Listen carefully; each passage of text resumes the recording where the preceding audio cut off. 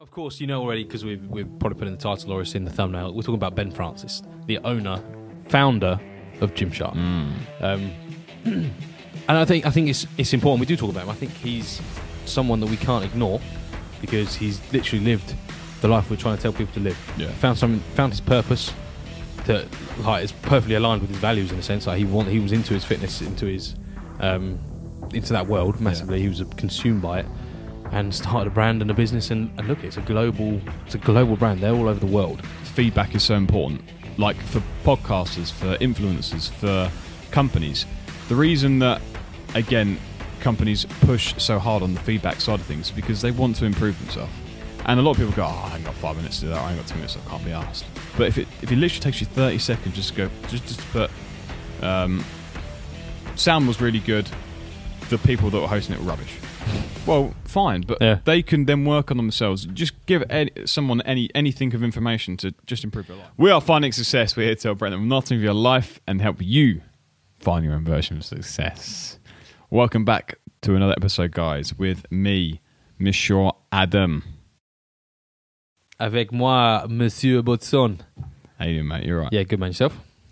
Yeah, just thought I'd get out there to the French audience that we've got. Oui, parlez-vous français? Oui, ça va. How was your week, mate? Good week. I'm enjoying this weather. It's been Yeah. good. Well, I've been away a little bit. I've been in Italy, but Italian weather's lovely. Stunning. Yeah. What about yourself? Yeah, mate, it was alright to be fair. I had a good week. Same as you, enjoyed the sun. And yeah, just got involved with work. Nearly finished the book. Nearly. Maybe I've like another thing. Hang on, which book are we on?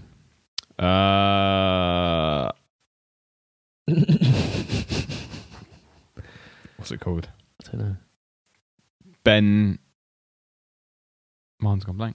Are we talking about the big one, the dense one? The big one, yeah. Cross, now you've made me not realise. Mate, why has it gone?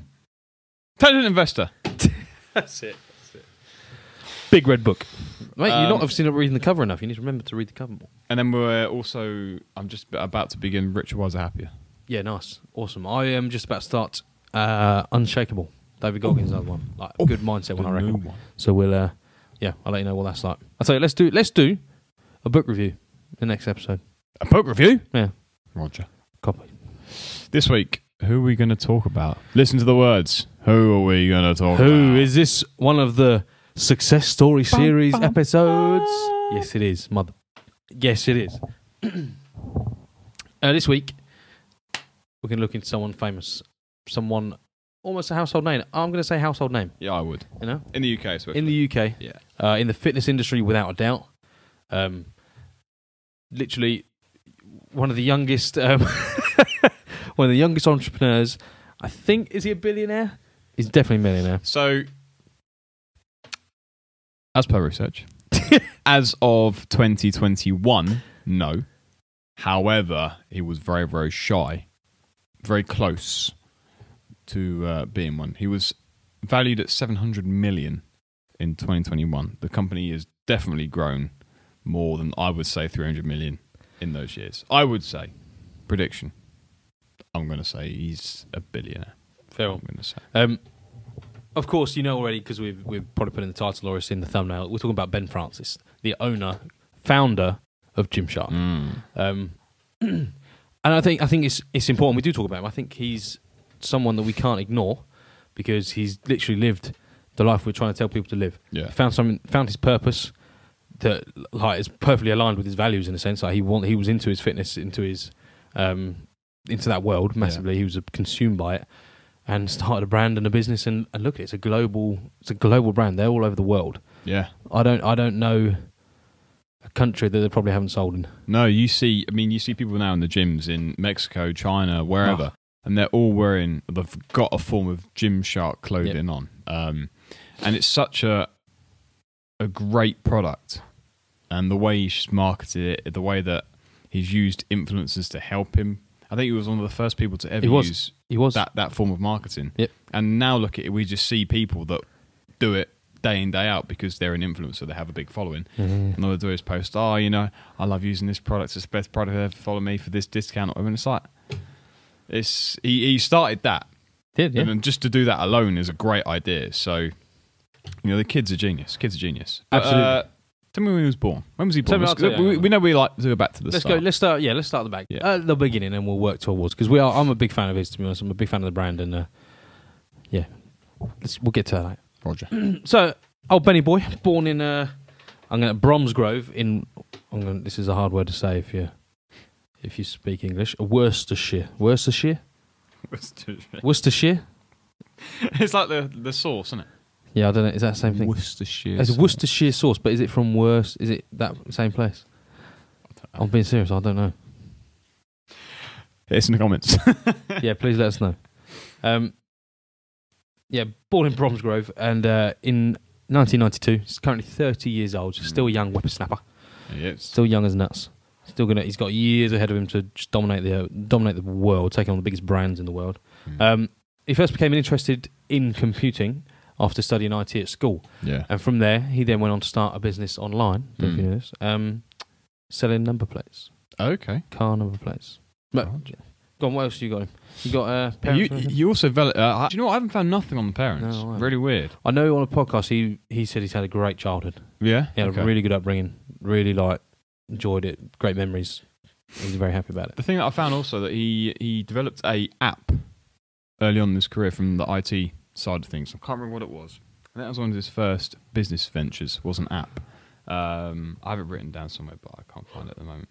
But yeah, as you said, started going to the gym as a teenager, 16 years old, whatever, went to the gym, realised that as he grew in mass, realised that clothing, the current gym clothing that we had, didn't really suit everyone's size and style.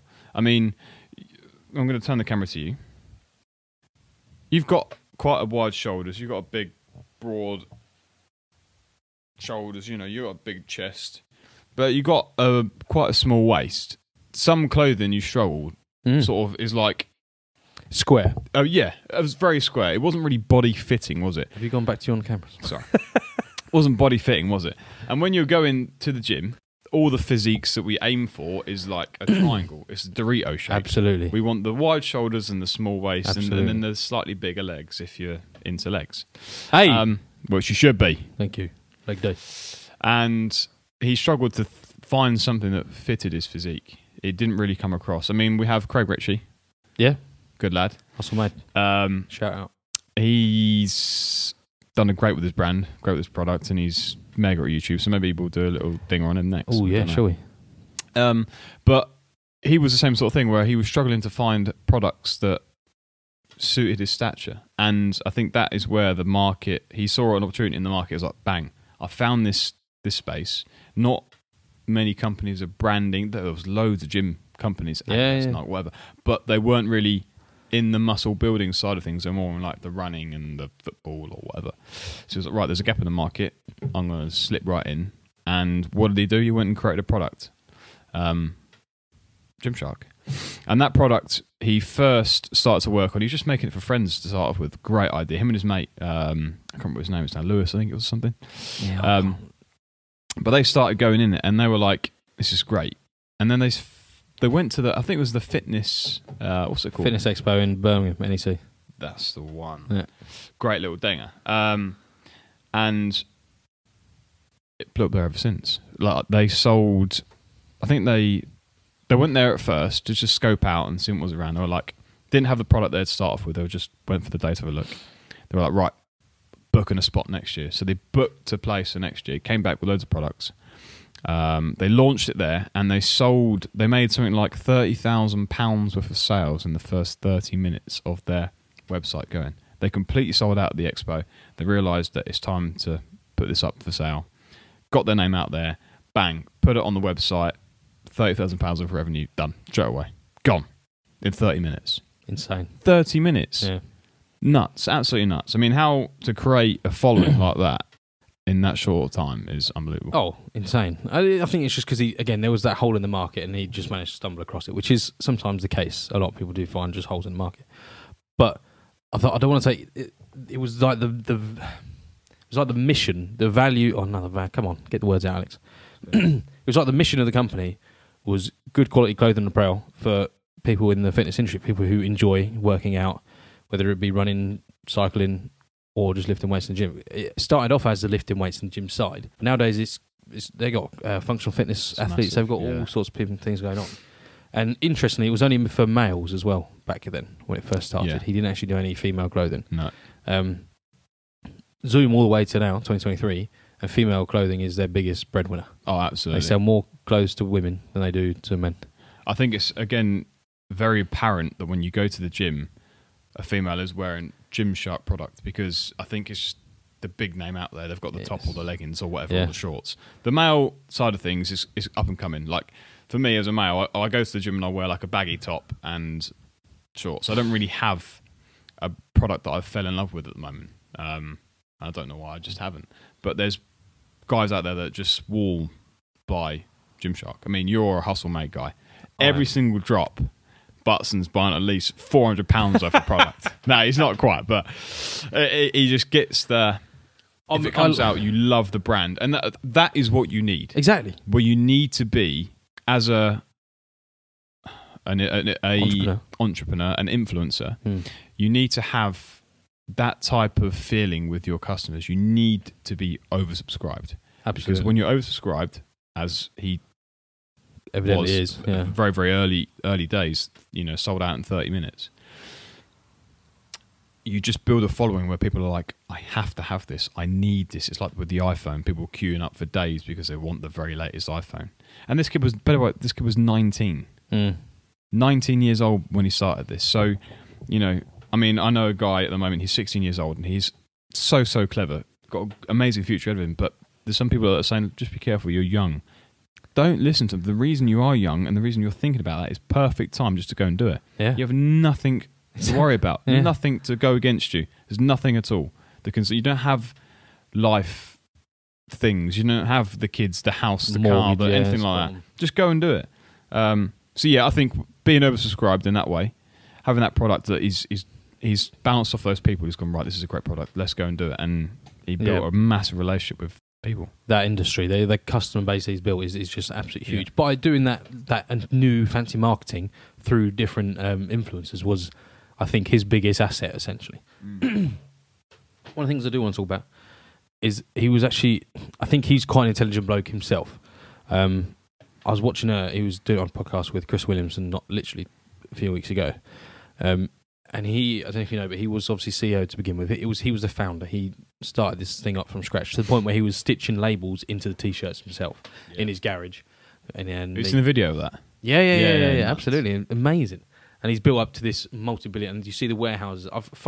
I'd watch him on YouTube if you could, because over the years you see him do like this new distribution warehouse, and it's this really nice, big, fancy like warehouse with forklifts everywhere. And then literally a year later, he's got one 10 times the size. Yeah. And it's just like, this is incredible growth. It's really quite amazing to see. But he was man enough to step down as CEO of his own company.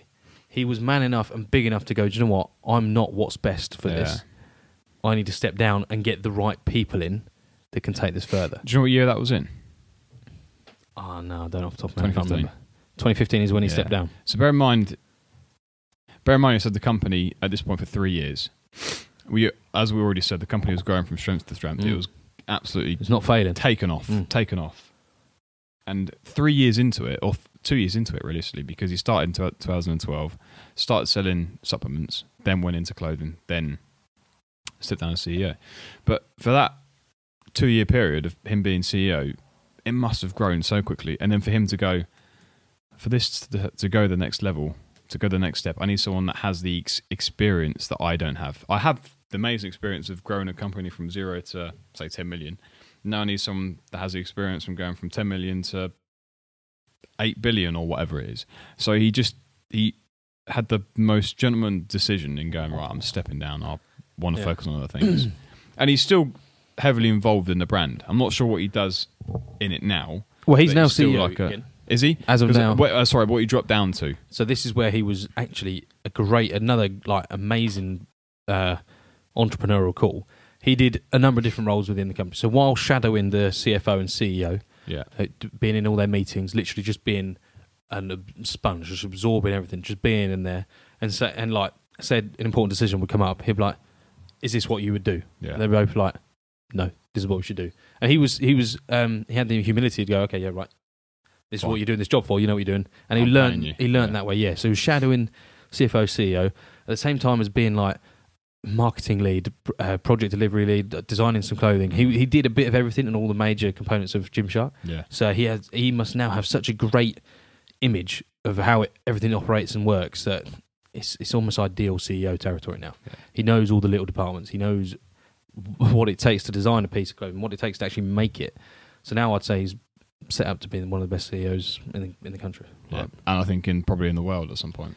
He's not far off. Because there's not many people at the age of 30 years old that start a company, step down as CEO, step back up, carried on the growth that it's had, realised that he's done something amazing with the world and is continuing it all at the age of 30. 30 years old. The bloke's married. I don't know if he's got kids or not, but he's married. No, he's married, yeah. Started it all at 19 with his friend. It's just the step-by-step that we can all do it. He started this from at home. He started packing this stuff from at home. It was, okay, yeah, it was organising. He had a bit of space, maybe a garage or something, but it's all done from home. Printing the labels from home. Sewing them in from home. Done the business, orders from home. It's all an in-house operation. And we, again, on social media, create the newest product ever. I've made, I don't know, a pooper scooper or something that's the best, the pooper scooper 5000. I don't know. We're always looking as people that we think, I must find a new product to make a change on the world. It's not the case. We can take a piece of clothing, refine it, make it stretchy, make it fit a bit better for your body type, for a CrossFit athlete, for a runner, for whatever, for your niche. Stick to your niche, market it, oversubscribe, get it sold. Romeo done. It's not that hard. It isn't. It's not. It's more than doable. And I want to go into. He mentioned on this podcast as well. These are his words. When he was younger, he was quite open to taking financial risks. Yeah. His risk appetite was quite high. So he was able to, because again, he was 19, he just pulled out of university. So he didn't have that much debt because then he did a year. Did he just finish a year? I think he just finished a year. Yeah, just finished a year. So he wasn't in a lot of debt. I think he still lived at his parents at the time because he was doing the Gymshark in his mum's garage. And he had quite a nice, healthy appetite for large financial risks. So I think that helps him accelerate where that business was going. Because I think that's maybe one thing people are too scared about. Maybe not giving it their all. They're worried that. I mean, you must have seen the little memes and that where someone will quite happily pay £1,000 for a new phone, but £1,000 on an educational course on marketing. No, that's too expensive. Yeah. £100 on groceries, healthy groceries. No, too much. Tenner on Mackey's, tenner on a book. Well, £100 on night out. Yeah, all night. Exactly. Yeah, tenner on some another £100 on supplements and so on. No. But £100 on booze for the weekend. It's we've all got ourselves backwards, and I think he must have just had it right where he's gone. No, I'm not going to go risk all this on, or not waste all this on complete liabilities. Yeah. Put into my company, I'm going to take some big financial risk, and look, it's paid off monumentally. Yeah, it has. It's impressive. It's like, I never realised this again, but another good stat is this product, just to show you the vast scale of this product, that this kid started from home and found it in the right time. 131 countries Gymshark is currently supplying their product. 131. 131. That's a bloody lot of products. That's a large in a bloody lot percentage of the planet. Yeah, it's unbelievable. So just shows you the vast range of how big this company has grown. Another stat for you. Do you know he only owns 70% of the company? I thought it was even less than that, but okay. So yeah, he sold 20% in a deal in 2020. To an American firm? To an American firm, correct. The deal, this is the point, the deciding factor, was worth in excess of 1 billion. So this must mean that if 20% of the company is valued at 1 billion, I'll let you be the judge for the rest of it. I mean, he's obviously 10% missing somewhere. I guess the other guy. I think it was the other CEO that came in, that has a 10%. But if the company, because I think the original, didn't ever get a. Did he back out or something, or did he pull out so it wasn't going to work? And he didn't take the risk. No, and just by taking the risk, this guy's gone. I mean, they're probably still friends now, but from this guy, Ben, just pushing on and going, "Do you know what, I'm going to take the risk. I'm going to do it." Yeah, just Mic down. believing in his vision, believing in himself, and and relentlessly not giving in. I don't think he there would have been down days. We're talking like it's just all uphill, all easy. No, there would have been some days he's gone, "Nah, this is not the one." Yeah, I guarantee you. And it's sad because it's not spoken about much. But I guarantee you that there are days where he's looking at the bank statements going, "Christ, yeah, it's not going to work. I'm skint. Yeah, we can't afford to do this." Or so there was a massive, not failure, but an issue. One Black Friday, they got swamped. The internet swarmed his sites, crashed. Nobody get anything. It was complete failure. I don't know the ins and outs. I'm not there, but it was complete failure. But you couldn't buy a thing apparently, and that's obviously a huge day for retailers. Retailers, perfectly said. Yeah, huge day for retailers around the world. So he needed to capitalise on that because a lot of people that would have gone there, site crash. Oh, what the hell? Oh well, where's Nike? Yeah, I'll go somewhere else. I've got this money to spend. I've saved up for Black Friday. They could have lost a lot of business. Yeah. I think they dealt with it quite well, and I remember actually it was on his YouTube. He was acknowledging this. He was like, "We messed up big time," and I bet you they lost an awful lot of revenue from that. And he was going on about how they'd improve, and they used that as a way to learn and improve and make sure so as they are an oversubscribed company, they're going to make sure for those events they are over prepared. Yeah, they can take double the amount of traffic they can normally have, and so on and so forth. And it was just really interesting hearing his viewpoints on that. I love that because, like you said, it's a very important thing that, okay, it wasn't really feedback, but the website shut down, so he's then prepared to go the extra mile to make sure it doesn't happen again. Exactly. That is why feedback is so important. Like for podcasters, for influencers, for companies. The reason that, again, companies push so hard on the feedback side of things is because they want to improve themselves. And a lot of people go, "Oh, I haven't got 5 minutes to do that. I haven't got 2 minutes. I can't be asked." But if it literally takes you 30 seconds, just to put, sound was really good. The people that were hosting it were rubbish. Well, fine, but they can then work on themselves. Just give someone anything of information to just improve their life. I mean, we had a little feedback chat with the judo coaches the other day, just saying a few things about how to come across the kids, or what we can improve on, or where we need to reduce the time spent in warming up and increase the time we do in techniques. Just these simple things that people mention to us. Thanks very much. We can now make your life more enjoyable, more fun. Absolutely. Make the product better, give you a better value for money. Perfect. So that's why feedback is so important for most companies. And a lot of people that don't want to take feedback or criticism, don't want to listen, don't want to learn. People that do are happy to listen to feedback, good or bad. And they'll take it. They'll take it. And if it's right or wrong, they know. Because, they cut you. I'm sorry, you can't call me 500 kilos because it's not true. Because I know that because I stepped on the scales this morning and I actually lost some weight. But but you know the truth and you know the falseness. So it's very important for companies to have the feedback. So yeah, that side of things. It helps the world go around. Yeah. Well, it helps you improve constantly, especially if you do have the right mindset about it. Like you said, if I know a key to me is if someone's giving me feedback and I get offended, I know it's probably a little bit true. Hurts. Yeah. It's like might be some truth in that because if it is complete absolute rubbish, you like. Yeah, right. Whether it's like a Spanish lady swearing at you, screaming at you in Spanish, you don't really know what she's saying, so you're just like, okay, yep. So when I use that as feedback. If it's hurt a little bit, I'm going, okay, there's some truth to it somewhere. Might not be the whole truth, but that's what I need to work on in this. Yeah. So going back to Gymshark real quick. I don't know about you, but should it ever go public, I'm investing. My money's already in the waiting list. I think, yeah. I mean, we always ask a question. One of the questions that you should ask if you're an investor is how far can it go? Will the product change? How much will it change by? Will you still be looking to invest in a company in 10 years' time? The answers to those questions are yes, yes, yes. I mean, the company isn't going to change much. The product is there, but it's just going to be improved.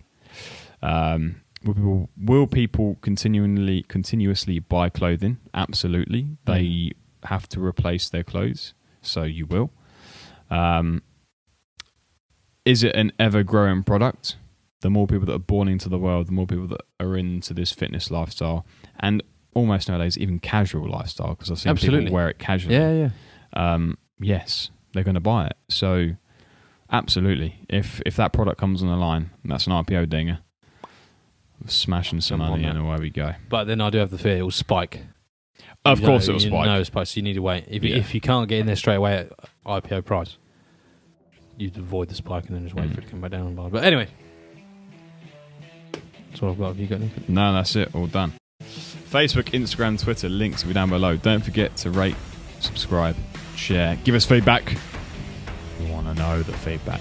Get this podcast out there so we can help the work, guys. Take care. Have a good one. See you next time. Success is available for everyone, so why should you settle for less?